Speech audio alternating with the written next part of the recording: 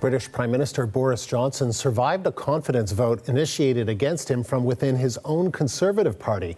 While he gets to remain in office, the nays suggest a significant opposition to his leadership.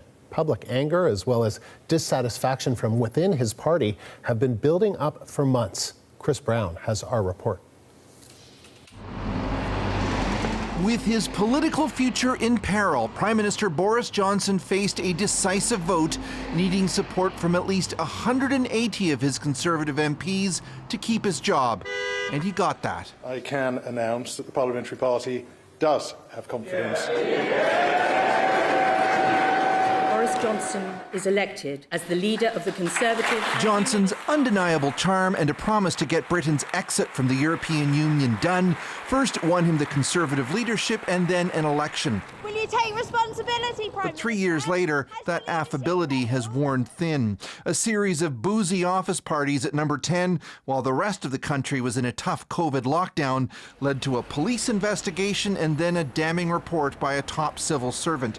Johnson's denials and efforts to dodge accountability only seem to make things worse. I don't think you can be in charge of setting the rules during lockdown and then blatantly allowing people under your direct leadership to break those rules.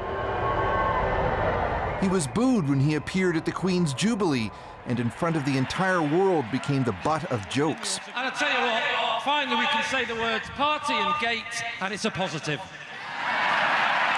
As soon as the thank yous to the Queen were out of the way, his political enemies made their move. It should be a resignation issue for him. It's certainly a resignation issue for me. In advance of the vote, Johnson wrote a personal letter to every member of caucus, and his supporters lined up at the microphones with a message for those on the fence. I think the focus now has to be, as I say, not on the chaos of a divisive or destructive leadership contest, but to back the PM today. In the end, whether out of loyalty or a desire for stability or something else, Johnson survived the biggest crisis of his long career, but badly damaged, says this political watcher. I think Boris Johnson surviving this vote doesn't mean that there's imminent demise of his premiership. It just means that the party, the government, will continue to struggle. I think it's a convincing result, a decisive result, and what it means is that as a government we can move on and focus on the stuff that I think really matters. Other Conservative occupants of 10 Downing Street, from Margaret Thatcher to Theresa May, discovered that winning a confidence vote doesn't always settle the matter. So divisive was the process that within months of winning, both leaders ended up resigning anyway. Chris Brown, CBC News, London. Tim Bale is a professor of politics at Queen Mary University of London. He says the result raises serious questions about Johnson's future as Conservative leader.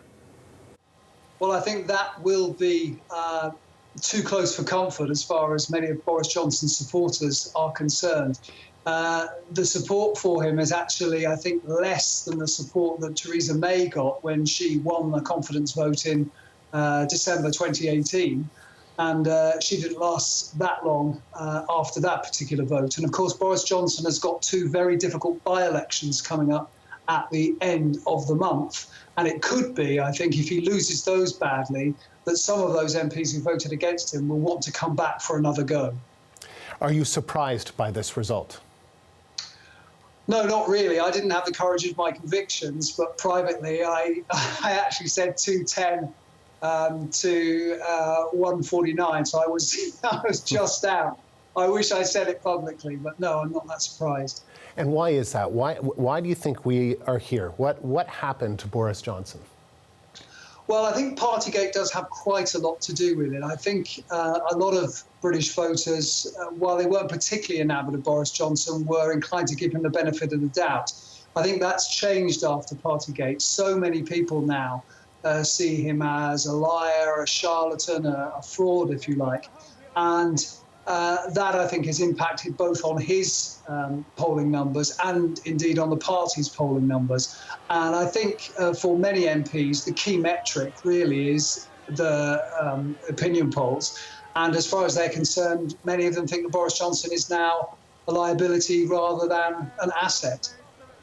And there he was, during the Jubilee, he was booed at St. Paul's, they're just, 10 Downing Street said that they welcomed this vote and that it's going to kind of put all of this to rest. What do you think? Yeah, they welcomed it like a hole in the head, I think. I guess they were hoping, probably against hope, that they could keep the numbers down, maybe even to just double figures rather than 3 figures. But I think really this has just made the problem worse for him. There is an assumption, and it's a mistaken assumption, that somehow he's now safe for a year. But actually the 1922 committee that controls these things can change the rules if it wants. And if there is enough pressure building up after those by-elections, if the government lose them as badly as people think they will, then I think the 1922 committee executive will find it very difficult to hold off the pressure for another vote, whether it's in a few weeks or months, I'm not sure.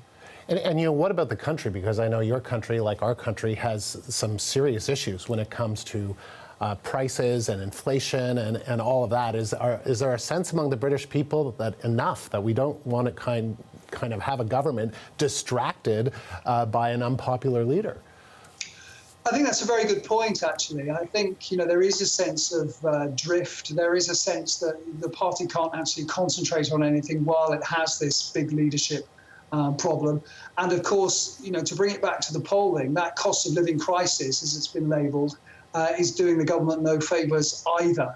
The government can argue that it's doing quite well on the Ukraine crisis, for example, but while it's probably too simplistic to say it's the economy's stupid, that does actually make quite a big difference. And I think that, combined with Partygate, means that Boris Johnson is by no means out of the woods yet.